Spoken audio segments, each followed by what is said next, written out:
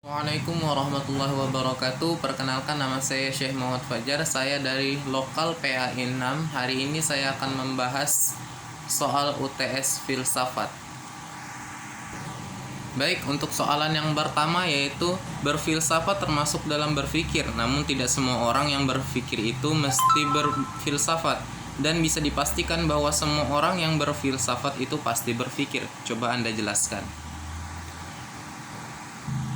Baik, untuk yang pertama adalah apakah semua orang yang berpikir itu pasti berfilsafat? Jawabannya adalah berpikir rasional. Sebagaimana yang diketahui, berfilsafat ada berpikir. Meskipun demikian, tidak semua kegiatan berpikir itu termasuk hasil dari filsafat yang dapat dikategorikan sebagai berfilsafat. Selanjutnya adalah mengapa filsafat. Apa yang membedakan orang yang berpikir biasa dengan orang yang berfilsafat?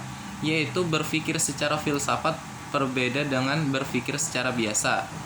Berpikir filsafat menuntut seseorang untuk berpikir yang bersifat menyeluruh, mendasar, dan spekulatif. Sedangkan berpikir biasa adalah berpikirnya orang awam, yaitu berpikirnya secara tercampur, tidak berpola, dan tidak sistematis. Lanjut pada soal nomor kedua. Untuk pertanyaan yang kedua adalah, pada perkuliahan Anda telah pelajari sejarah filsafat. Berdasarkan sejarah, konsep berpikir dalam filsafat mengalami perubahan. Coba Anda jelaskan sejarah filsafat disertai dengan identifikasi pemikirannya. Untuk jawaban nomor 2 yaitu kebudayaan manusia dewasa ini ditandai dengan perkembangan ilmu pengetahuan dan teknologi yang teramat cepat. Perkembangan ilmu pengetahuan dan teknologi ini tidak bisa dilepaskan dari peran dan pengaruh filsafat. Kelahiran filsafat mempunyai peran penting dalam ilmu pengetahuan dan teknologi. Pada saat ini, sejarah kelahiran filsafat sangatlah perlu untuk dikaji agar semua orang bisa tahu bagaimana pengaruh filsafat terhadap ilmu pengetahuan dan teknologi saat ini. Pada zaman yang pertama yaitu zaman Yunani kuno 6 sebelum Masehi sampai 6 Masehi. Kelahiran pemikiran filsafat diawali pada abad ke-6 sebelum Masehi yang ditandai oleh runtuhnya mite-mite dan dongeng-dongeng yang selama ini menjadi pembenaran setiap gejala alam. Filsafat Yunani yang telah berhasil mematahkan berbagai mitos tentang kejadian dan asal-usul alam semesta, dan itu berarti dimulainya tahap rasionalisis pemikiran manusia tentang alam semesta. Cara berpikir ini berlangsung sampai abad ke-6 sebelum Masehi. Sedangkan sejak abad ke-6 sebelum Masehi, orang mulai mencari jawaban rasional tentang asal-usul dan kejadian alam semesta. Periode Yunani kuno ini lazim disebut periode filsafat alam. Dikatakan demikian karena pada periode ini ditandai dengan munculnya para ahli pemikir alam, di mana arah dan pengertian pemikirannya kepada apa yang diamati di sekitarnya. Mereka membuat pertanyaan-pertanyaan tentang gejala alam yang bersifat filsafati atau berdasarkan akal pikir dan tidak berdasarkan mitos belaka. Mereka mencari asas yang pertama dari alam semesta yang sifatnya mutlak, yang berada di belakang segala sesuatu yang serba berubah. Filosof yang mengembangkan filsafat pada zaman Yunani yang begitu ramai dipersoalkan sepanjang sejarah yaitu Socrates. Setelah itu Plato meneruskan keaktifan Socrates dengan mengarang dialog-dialog seperti gurunya. Plato berpendapat bahwa berfilsafat artinya mencari kebijaksanaan atau kebenaran. Dan oleh karena itu dapat dimengerti bahwa mencari kebenaran itu dilakukan secara bersama-sama dalam suatu dialog. Pemikiran filsafat Yunani kuno mencapai puncaknya pada masa Aristoteles, yaitu pada 384 sebelum Masehi hingga 322 sebelum Masehi. Ia mengatakan bahwa tugas utama ilmu pengetahuan ialah mencari penyebab objek yang diselidiki. Kekurangan utama pada para filosof sebelumnya adalah mereka tidak memeriksa semua penyebabnya. Lanjut pada zaman pertengahan yaitu 6 Masehi hingga 16 Masehi. Pada masa pertengahan ini terdapat periode yang membuat perkembangan filsafat tidak berlanjut, yaitu pada masa skolastik Kristen. Hal ini dikarenakan pihak gereja membatasi para filosof dalam berpikir, sehingga ilmu pengetahuan terhambat dan tidak bisa berkembang karena semuanya diatur oleh doktrin-doktrin gereja yang berdasarkan keyakinan. Apabila terdapat pemikiran-pemikiran yang bertentangan dari keyakinan para gerejawan, maka filosof tersebut dianggap murtad dan akan dihukum berat sampai pada hukuman mati. Secara garis besar, filsafat abad pertengahan dapat dibagi menjadi dua periode, yaitu periode skolastik Islam dan periode skolastik Kristen. Pada periode skolastik Islam, para filosof Islamlah yang pertama mengenalkan filsafatnya Aristoteles. Di antaranya adalah Ibnu Rushd. Ia mengenalkan kepada orang-orang barat yang belum mengenal filsafat Aristoteles. Para ahli fikir Islam yang lain skolastik Islam yaitu Al-Kindi, Al-Farabi, Ibnu Sina, Al-Ghazali, dan lain-lain. Mereka itulah yang memberi sumbangan sangat besar bagi para filosof Eropa yang menganggap bahwa filsafat Aristoteles, Plato, dan Al-Quran adalah benar. Namun dalam kenyataan bangsa Eropa tidak mengakui atas peranan ahli fikir Islam yang mengantarkan kemodernan kepada bangsa Barat. Pada masa ini, skolastik Kristen, kekuasaan agama masih begitu berpengaruh terhadap perkembangan kehidupan filsafat. Khususnya di kawasan Eropa, adanya tren perbudakan membuat para pemikir ahli terbatas hanya dari kaum agamis yang berada di gereja saja. Karena mereka di luar gereja terlalu disibukkan dengan urusan melayani orang lain daripada memikirkan hal-hal yang tidak menyenangkan seperti filsafat. Pada masa inilah perkembangan filsafat dan ilmu pengetahuan sangat buruk, karena pihak gereja membatasi dan melarang para filosof dalam berpikir, sehingga ilmu pengetahuan dan filsafat tidak berkembang. Lanjut pada zaman Renaissance, yaitu pada 14 Masehi hingga 16 Masehi. Renaissance adalah suatu zaman yang sangat memengaruhi perhatian dalam bidang seni lukis, patung, arsitektur, musik, sastra, filsafat, ilmu pengetahuan, dan teknologi. Zaman Renaissance terkenal dengan era kelahiran kembali kebebasan manusia dalam berpikir. Pada zaman ini manusia mulai berpikir secara baru dan secara berangsur-angsur melepaskan diri dari otoritas kekuasaan gereja yang selama ini telah membatasi manusia dalam mengemukakan kebenaran filsafat dan ilmu pengetahuan. Proses melahirkan kembali ini terjadi pada abad ke-15 dan 16. Dan yang melahirkan kembali kebudayaan Yunani dan Romawi kuno ini adalah orang-orang yang biasa disebut kaum humanis. Renaissance dianggap sebagai zaman peralihan dari abad pertengahan ke zaman modern. Dengan demikian, ia memiliki unsur-unsur abad pertengahan dan modern, unsur-unsur keagamaan dan provence, otoriter, dan individualitas. Tetapi ini semua tak berarti pengingkaran bahwa Renaissance umumnya dianggap sebagai suatu titik peralihan di dalam sejarah kebudayaan Barat. Pada saat manusia mulai dianggap sebagai pusat kenyataan, hal itu secara nyata dan jelas dalam karya-karya seniman zaman Renaissance seperti Donatello, Botticelli, Michelangelo pada tahun 1475 hingga 1564, Raphael 1483 hingga 1520.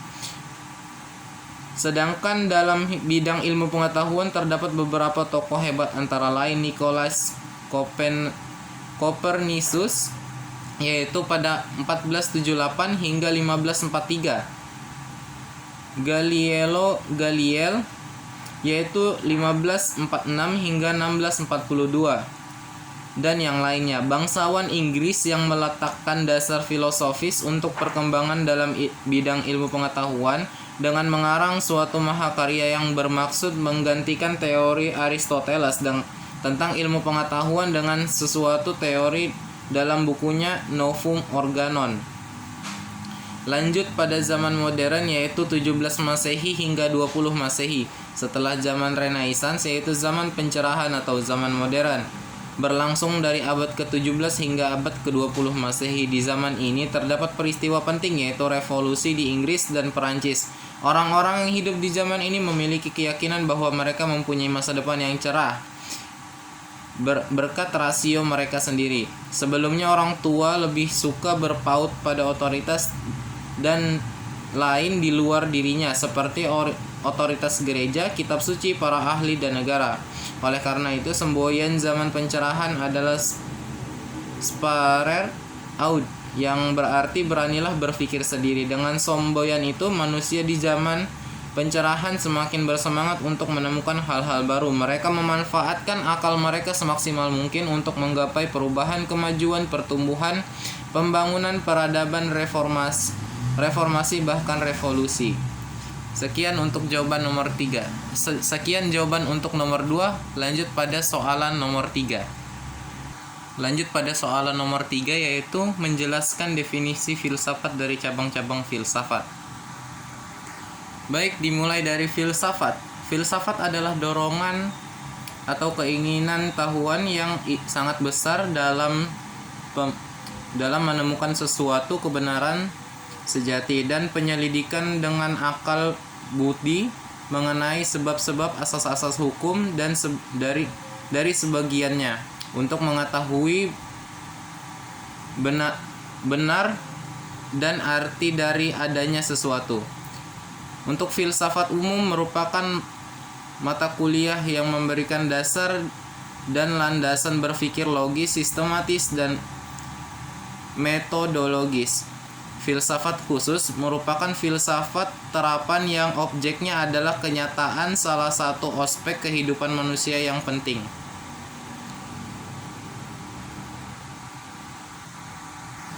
Filsafat pendidikan yaitu yang menyelidiki hakikat pelaksanaan pendidik yang bersangkut paut dengan tujuan, latar belakang, cara, dan hasilnya yang bersangkut paut dengan analisis kritis terhadap struktur dan kegunaannya. Filsafat hukum yaitu yang menyelidiki hukum sebagai sesuatu bentuk yang sangat khas dari pengawasan sosial dan dari sebuah masyarakat yang terorganisasi berdasarkan politik yang dianut.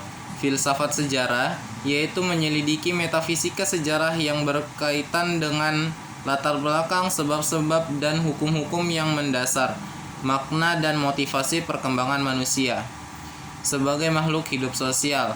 Filsafat seni yaitu yang menyelidiki hakikat nilai-nilai estetis, yaitu nilai-nilai keindahan yang terkandung dalam alam dan karya seni dalam segala bentuk dan maknanya. Filsafat logika yaitu yang menyelidiki kebebasan, tata bahasa, ruang lingkup, penyimpangan logika sebagai seni dan ilmu penalaran. Filsafat ilmu yaitu yang menyelidiki struktur ilmu, yaitu metode dan bentuk pengetahuan ilmiah serta makna teoritis dan praktis dari ilmu. Selanjutnya adalah metafisika. Metafisika merupakan ilmu mengkaji suatu hal yang ada namun secara indrawi dan tidak ada hal-hal yang gaib. Selanjutnya adalah epistemologi, merupakan ilmu yang mempelajari mengenai teori, karakteristik, dan sumber-sumber pengetahuan. Selanjutnya adalah logika, merupakan ilmu berpikir yang benar secara kritis, secara yang memiliki aturan-aturan yang terkait. Selanjutnya adalah aksiologi, membicarakan tentang tujuan ilmu pengetahuan itu sendiri dan sebagaimana manusia menggunakan ilmu tersebut. Metafisika pun dibagi menjadi 4. Yang pertama adalah ontologi, merupakan filsafat ilmu yang mengkaji sesuatu yang ada dan dapat ditangkap oleh indera. Selanjutnya adalah kosmologi, merupakan ilmu yang mendalami mengenai sejarah alam secara menyeluruh. Yang ketiga adalah humanologi, merupakan ilmu yang mempelajari hakikat manusia secara fisik. Yang terakhir adalah teologi, merupakan ilmu yang mempelajari tentang agama. Logika dibagi menjadi dua, yaitu induksi, merupakan cara berpikir untuk menarik kesimpulan dari pengamatan terhadap hal yang bersifat struktural ke dalam gejala-gejala yang bersifat umum atau universal. Yang selanjutnya adalah deduktif, merupakan cara berpikir yang bertolak dari sebuah asumsi atau pernyataan yang bersifat umum untuk mencapai sebuah kesimpulan yang bermakna lebih khusus. Selanjutnya, aksiologi dibagi menjadi dua, yaitu etika, merupakan suatu kajian yang mempelajari tindakan baik dan buruknya manusia. Yang terakhir adalah estetika, merupakan suatu cabang filosof ilmu yang secara umumnya ilmu yang mempelajari mengenai keindahan seni dan alam. Lanjut pada soal nomor 4.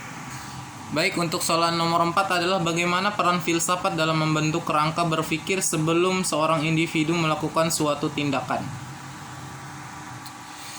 Jawabannya adalah berpikir merupakan hal yang lazim dilakukan oleh semua orang, tidak hanya dari kalangan tertentu saja, tapi semua kalangan masyarakat. Tapi tidak semua dari mereka yang berpikir filsafat dalam kehidupan sehari-harinya. Berpikir filsafat sangatlah penting untuk semua orang dalam rangka menjalani aktivitas sehari-hari atau untuk mencari solusi bagi sebuah permasalahan. Jika ditelaah secara mendalam, begitu banyak manfaat serta pertanyaan-pertanyaan yang mungkin orang lain tidak pernah memikirkan jawabannya. Karena filsafat merupakan induk dari semua ilmu, beberapa manfaat berpikir filsafat yaitu mengajarkan cara berpikir kritis sebagai dasar dalam mengambil keputusan, menggunakan akal secara proporsional, membuka wawasan berpikir menuju ke arah penghayatan, dan masih banyak lagi. Itulah sebabnya mengapa setiap kaum intelektual diharapkan untuk selalu berpikir filsafat, kapanpun, dimanapun, dan dalam situasi apapun ia berada. Apalagi seorang hakim yang harus berpikir filsafat radikal, universal, konseptual, koheren, konsisten, dan sistematis dalam memutuskan suatu perkara.